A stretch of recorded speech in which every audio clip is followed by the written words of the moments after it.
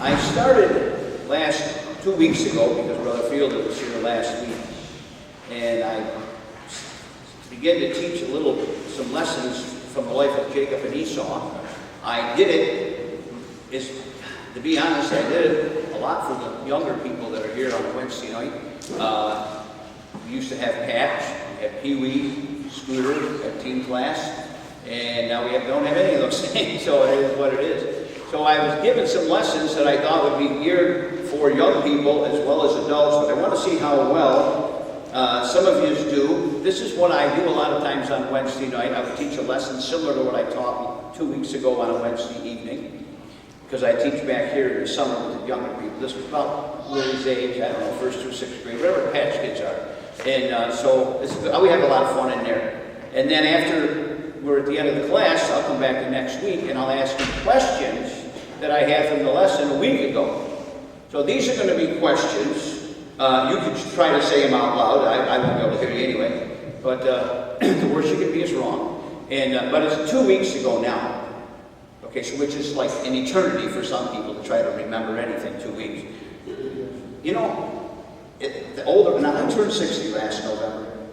And then I'll be going to go get something, and then I'll have to stop and say, what was I going to get? What was it? Then I have to walk back and start retracing my steps. Oh yeah, that's what it was. And I notice the older I get, the worse it seems to be getting. There's got to be a vitamin I can take somewhere to help this problem. Anyway, maybe there's. So I'm going to ask some of these, and if you get them, you get them. If you don't, you don't. I had about 14 questions from last week's lesson, 2 weeks ago. Anybody remember what the title of the lesson was 2 weeks ago? So much for so little. Do you remember who gave up so much for so little? Esau. Go ahead, Ben. Esau. That's right, it was Esau. So their dad, Esau and Jacob, their dad was Isaac, but who was his grandfather? Who was Jacob and Esau's grandfather? Who? Abraham. Abraham was. What was Isaac's wife's name? Very good. Who were the twin boys? I've already mentioned that we started to study. Who are the twin boys? Esau and Jacob. What was odd about the birth of these twin boys? What was something that was odd? Go ahead. Jacob was holding on to Esau's heel. Jacob was holding on to Esau's heel, and that was a symbol that Esau was going to be a servant to Jacob. Esau then despised, I'll skip some of this. Esau despised his birthright. But as the firstborn in his family, I had 5 things he gave up.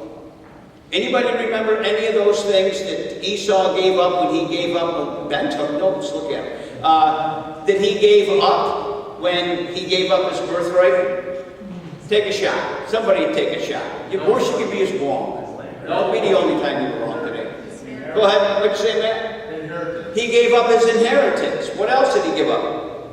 Having Christ. The blessing of the Father. And he gave up the line from which the Messiah would come. He gave up all the promises of God that was given to Abraham. What a dope. You know, it just wasn't worth it. That was not very pastoral, was it? But anyway, that's what he was. Esau, what was he known for? Being a what? Hunter. He was a hunter, man. And Jacob was known as what I like to call him anyway. Anybody remember what I like to call Jacob? Wow, y'all remember that. He was okay. Anyway, what does Jacob's name mean? Supplanter. Anything else? Conniver. What else? Deceiver, trickster. I'm a mischievous kind of a guy.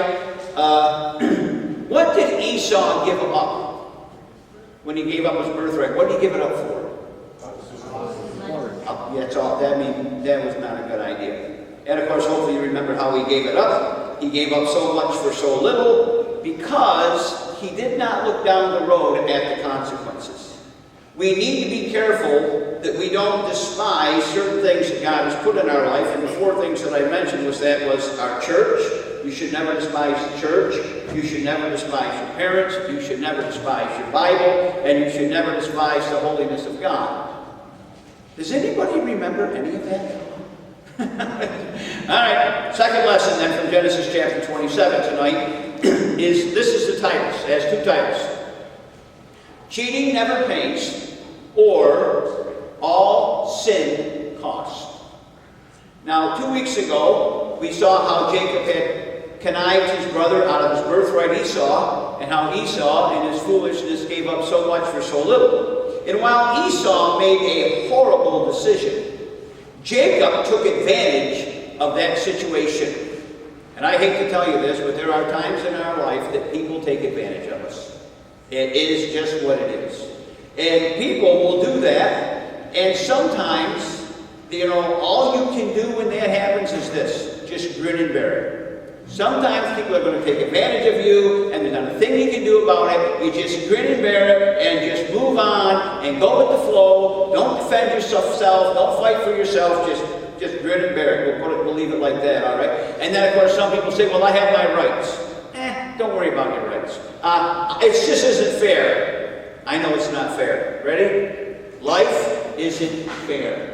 Life wasn't fair to Jesus. Life isn't fair to me. Life's not fair to you. It never has been. It never is going to be. So just live with that too. It's just life isn't fair sometimes. That's the way it is. Now what happens here in Genesis 27 is Esau did not forgive Jacob for cheating him out of his birthright, at least not right away. Now he will when we get down the road, but right away, not so much.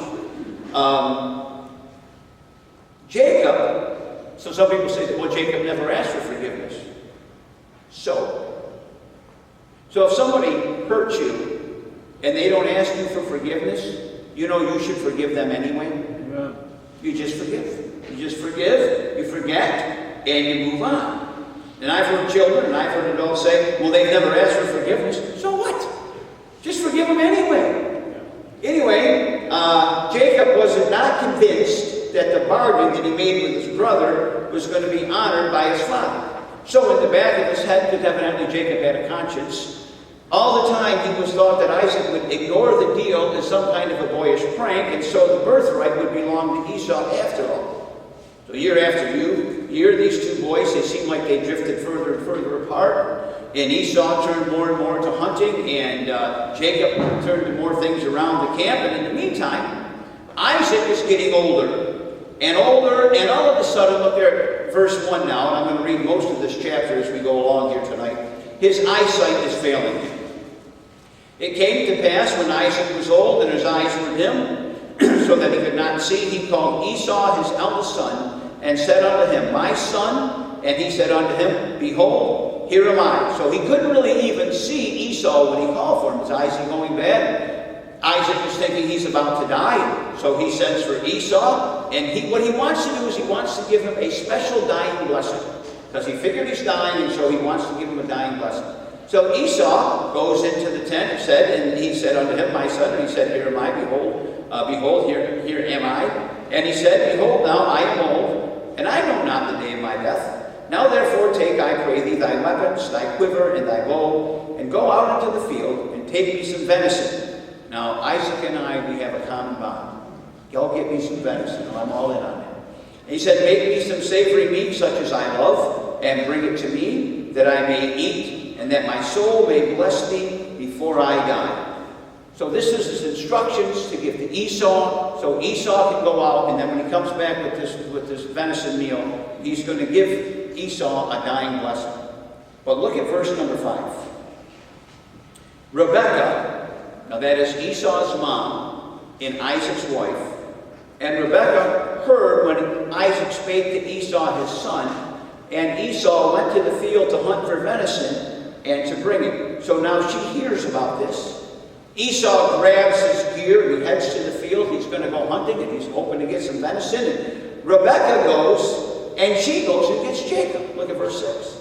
And Rebekah spake unto Jacob her son, saying, Behold, I heard thy father speak unto Esau thy brother, saying, so she heard him. Now remember, Jacob is her favorite. She wants him to keep the birthright and to get the blessing. So she has a plan. And as we begin in verse 7, this is her plan. She's telling Jacob this.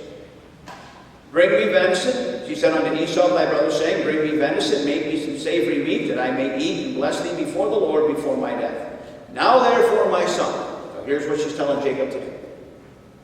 "Obey my voice according to that which I command thee. Go now to the flock, and fetch from thence 2 good kids of the goats," the smaller ones, probably better eating, "and I will make them savory meat for thy father, such as he loveth." Now, she would know how to prepare a meal for her husband, just the way he liked that venison, so she knew what she was doing. "And thou shalt bring it to thy father, that he may eat, and that he may bless thee before his death." Now, she wants one of her sons to prosper, and she doesn't want the other one to prosper, and that is not good. Now, all children think that parents have favorites. Most parents don't have favorites, but some parents do have favorites, which is a bad thing. And in this particular family, Mom had her favorite, and Dad has his favorite. So verse 11 said this: "Jacob said to Rebekah, his mother, Behold, Esau my brother is a hairy man, and I am a smooth man." And so he's telling them what the situation is. "My father peradventure will feel me, and I shall seem to him as a deceiver." Well, he was a deceiver. "And I shall bring a curse upon me, and not a blessing." And so Jacob is like, I'm not sure this is going to work, Mom. But his mom is determined that it would work. So she says in verse 13, "And his mother said unto him, Upon me be thy curse, my son, only obey my voice, and go fetch me them." Well, verse 14, "So he went, and fetched, and brought them to his mother. And his mother made savory meat, such as his father loved. And Rebekah took goodly raiment of her elder son Esau, which were with her in the house, and put them upon Jacob, her younger son. And she put the skins of the kids of the goats upon his hands, and upon the smooth of his neck." So now he's got all his hair going. "And she gave the savory meat and the bread, which she had prepared, in the hand of her son Jacob." And so Jacob is going to take this in. So Rebekah prepares the meat just like Isaac likes it. She dresses Jacob up all up to smell and to feel just like Esau would smell and feel. And Esau's this hairy guy. And so the skin's off the goats. They're going to work well for that, And his hands are covered, his arms, his neck, his face, because they're thinking, Jacob might feel these things because he can't see. So she covers them all up. She's covering all of her bases. Verse 18 said, "And he came unto his father and said," and so now he goes into his dad. I have to wonder if Rebekah wasn't just about as much a schemer as Jacob was. Anyway, Jacob goes a little bit suspicious, and Isaac does rather. Look what he said, "My father," and he said, "Here am I. Who art thou, my son?" So, verse 19, "And Jacob said unto his father, I am Esau." Now, what did he do right there? He flat out lied. He said, "I am Esau thy firstborn. I have done according as thou badest me. Arise, I pray thee, sit and eat of my venison, that thy soul may bless me." First of all, he didn't even prepare that meal. His mother prepared that meal. But he said, "I am Esau." Now let me just say this, and I want all you young people to get it, and all your adults hopefully already got it. One sin leads to another sin. And usually, the second sin is the sin of a lie. Because it is the lie that covers up the first sin. Now, that's a principle for life. Now, here's another thought. If you don't sin the first time, you don't have to come up with a cover-up plan for the second time. But I'm telling you, one sin leads to another sin. So, verse 20. Isaac said unto his son, "How is it that thou hast found it so quickly, my son?" Man, it didn't take you very long to go out there and get it. He said, "Because the Lord thy God brought it to me." Now he brings God into the picture as Isaac gets more suspicious. I imagine Jacob's heart's pounding out of his chest, and so he says, "Yeah, God just led them right to me." Now I will tell you, I like to hunt, as you know, and I have shot several turkeys before 6:30 in the morning. As a matter of fact, I was home one morning before 6:30 and called my brother, John. It's a good thing I called him because he didn't hear his alarm go off and he was going to be late for work. He says, "Don't tell me you got a turkey already." I said, "Yep, and I'm already home with it," because back then we didn't have cell phones. And I remember hunting deer one morning with my muzzleloader, And I got to where I wanted to get, and it was getting daylight, and I said, boy, that looks like a deer down there, just moseying real slow. So I pulled that stupid smoke pole up and I shot, and you ever shoot this muzzleloader, you got just a cloud of smoke, you can't see nothing. And all of a sudden, running out of that thing, there goes a deer. I said, I can't believe I missed that deer. So, I'm going to clean my gun, Joe cleaned it off, and shoot him. And I happened to turn like this, and there was another deer standing right behind me, it never ran. I said, this is unbelievable. So I dropped what I was going to clean with, and I took 2 minutes to reload that crazy, whatever it takes. And I looked at the deer, was standing feet away from me. So I was able to get my gun up, facing that way. And I was just going to wait for it to turn. It picked its head up, and I could see it was a pretty good buck. And it turned its head, and I shot it. Cloud of smoke. It goes running out of smoke that way. I can't believe I missed that deer. Well, it didn't. It went too far, and it fell over and died. So I sat there and sat back, put my gun and stuff on, gloves. Anyway, I got that deer out. After I got that deer out, so I might as well check on that other one. I went down there, and I about where the deer had gone into the woods, and I looked, and there that deer was laying. I said, I can't believe it. So that was another buck. So I drug it out to the field. I gutted both the deer. Now, guys, this is a good day hunting. I had 2 bucks loaded in the trailer on my way home before 8:30 in the morning, and my coffee in my cup was still warm. Now, you know that I would have drank it if it was cold, it wouldn't have mattered. But that is a good day. So maybe it could have happened, but Isaac is like, I don't know about this. Now look at verse 21 again. Where was I? And Isaac said unto Jacob, come near, I pray thee, that I may feel thee, my son, whether thou be my very son, Esau, or not. Now, he's all got himself covered up. And Jacob went near unto him, Isaac his father, and he felt him, and he said, the voice is Jacob's voice, but the hands are the hands of Esau. Well, this cover-up was working good. And he discerned him not, because his hands were hairy as his brother Esau's hands, and he blessed him. And he said, art thou my very son Esau? And for the second time now, he said, I am. And so for the second time, he lies. And Isaac takes the food, and he eats, and the plan worked. Verse 27, he came near and kissed him, and he smelled the smell of his raiment, and blessed him, and said, see, the smell of my son is the smell of a field, which the Lord hath blessed. And Isaac ate, and Jacob got the blessing. Verse 28, therefore God gave thee of the dew of heaven, and of the fatness of the earth, this is the blessing, and plenty of corn and wine. Let people serve thee, nations bow down to thee. Be Lord over thy brethren, and let thy mother's sons bow down to thee. Cursed be every one that curses thee, and blessed be he that blesses thee. And so he got the blessing, and after the blessing, Jacob got out of there. He took off his Esau clothes, the hair, and all of that stuff, and he tried to look innocent. But if he thought his brother wouldn't find out, he was going to be wrong. So Jacob barely got out of there, and Esau returns, and this is a sad moment in the Word of God. Verse 30, it said this. It came to pass, as soon as Isaac had made an end of blessing Jacob, and Jacob was yet scarce gone out of the presence of Isaac his father, that Esau his brother came in from hunting. And he also had made savory meat, and brought it unto his father, and said unto his father, let my father arise, and eat of his son's venison, that thy soul may bless me. Isaac his father said unto him, who art thou? He said, I am thy son, thy firstborn Esau. And Isaac trembled very exceedingly, and said, who? Where is he that hath taken venison, and brought to me? And I have eaten of it all before thou camest, and have blessed him, yea, and he shall be blessed.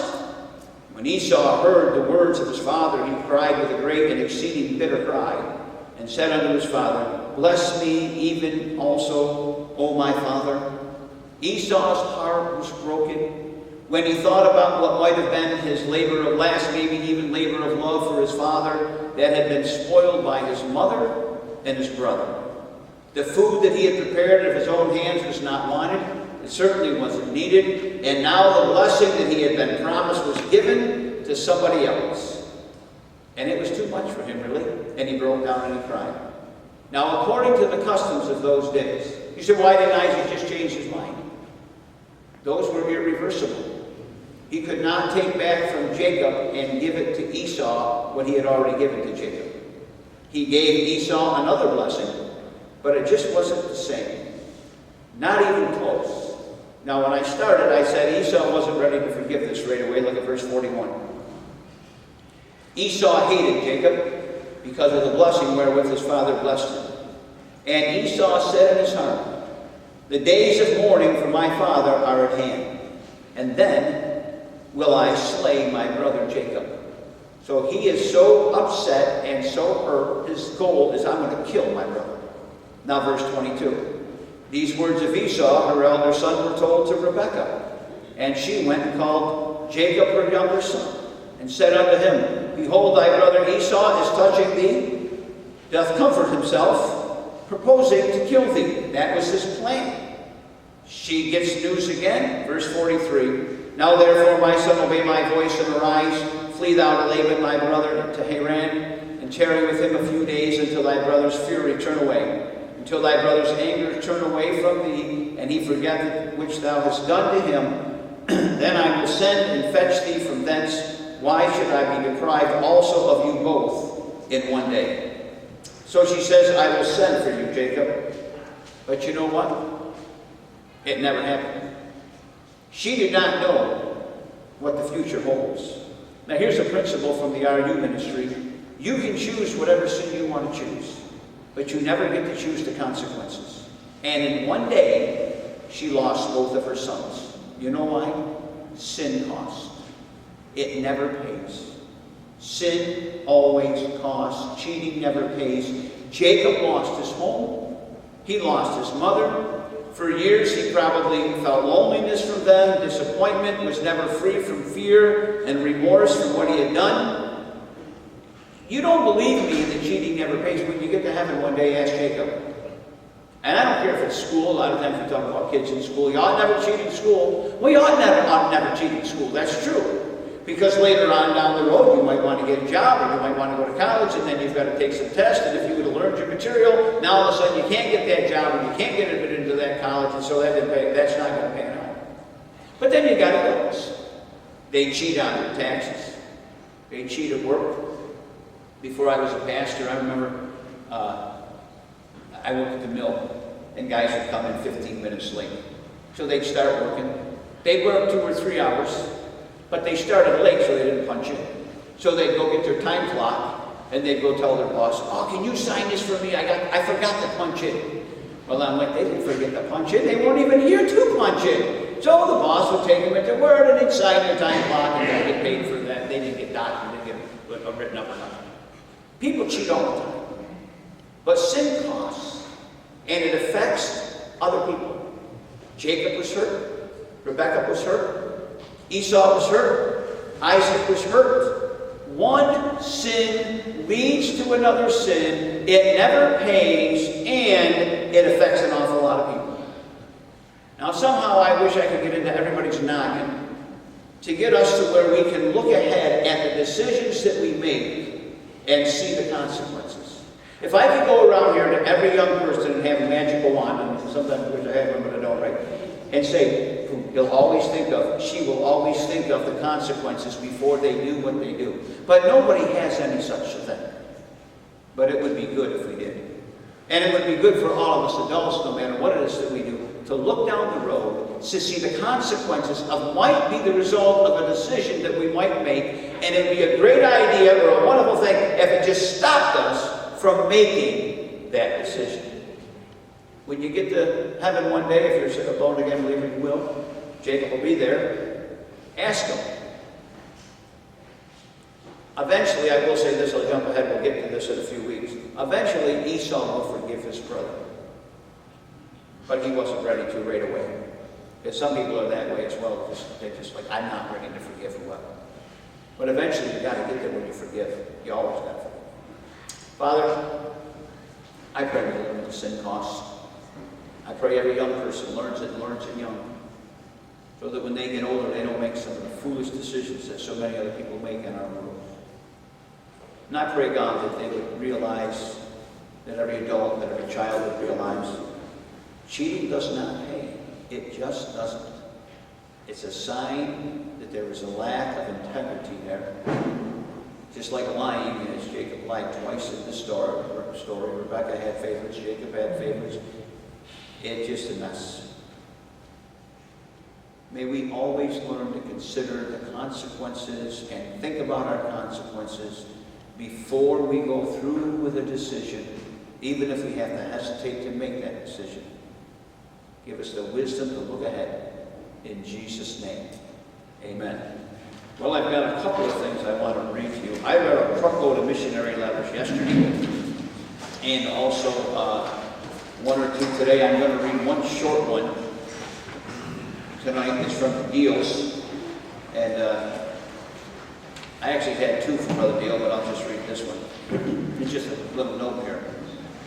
He said, "We are safe here in Panama, but have been on lockdown for 3 months." Now, when they talk about lockdown, they mean lockdown. The Panamanian government gave us restricted freedom for 6 days and then locked us down again until further notice. Men and women are allowed to buy food and medicine on alternating days, 3 days a week, for only 2 hours of that day. So you can go out of your house for 2 hours twice a week. That's it. The penalty for violators is a $1,000 fine, loss of your vehicle, loss of your driver's license, and jail time.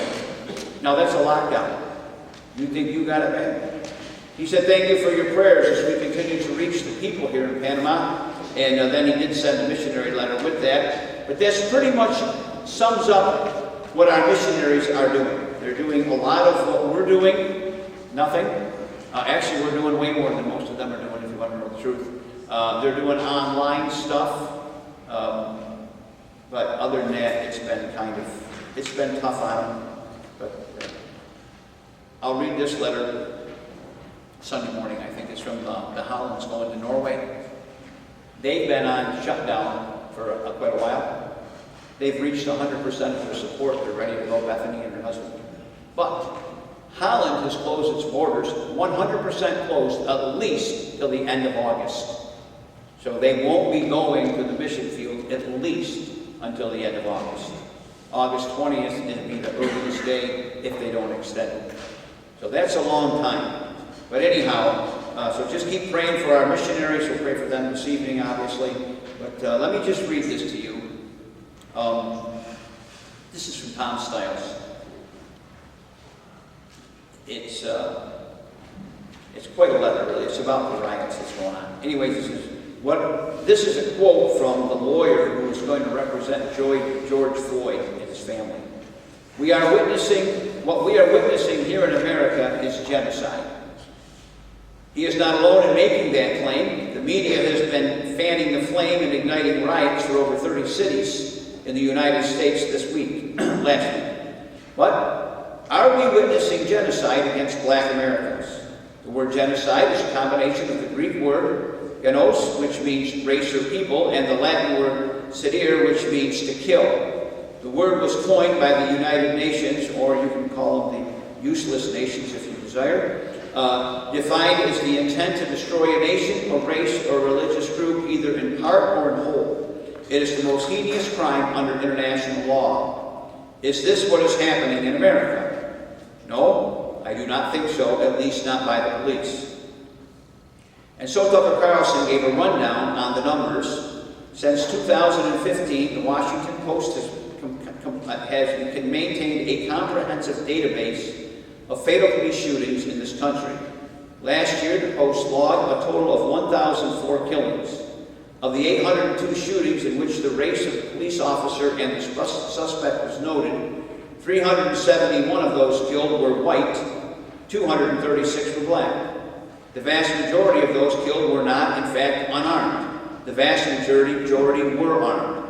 And African American suspects were significantly more likely to have a deadly weapon than white suspects, yet more white suspects were killed. Overall, there were a total of precisely 10 cases in the United States last year, according to the Washington Post, in which unarmed African Americans were fatally shot by the police. Only 10. 9 white men and 1 white woman were also shot. That would make 10 to 10. Those are the facts. That is the entire list from 2019. Last year, 10 deaths. In 5 states, an officer was attacked just before the shooting occurred. That is not disputed. 4 officers were found to be at fault in those cases and have been charged. We should also note that there were 147 police officers who died in the line of duty in 2019. 25 of those were in New York. Many of them were black men and women. 96 policemen have died this year already. So if that trend continues, there'll be way more this year. Those are the facts. There is no genocide of black people occurring in the United States of America by the police. But sadly, there is a genocide of black race taking place in America at the hands of the abortionists. Although black make up only 13% of the population, 40% of abortions were performed on black women. It is estimated that 20 million black babies have been aborted since 1973. And that, my friend, is genocide. So, that I am not misunderstood, let me state clearly that I am opposed to racism in all its forms. What happened to George Floyd should not have happened. The officers involved have been properly charged by the authorities, and ultimately that's going to work out. But you are seeing chaos, like chaos and anarchy. They are talking about defunding, and some states have already done that, and many of them are even talking about disbanding the police. Do you know what kind of a country this will be if they disband and defund the police officers? Now, I said that to say this. Now, when you get ready to pray in a moment, you need to pray for our country. This country is divided on so many fronts, it's like we've never seen before. We're living in crazy days. And this is one of the prayers that I pray, that the governors and the mayors would have enough sense not to defund or disband the police department.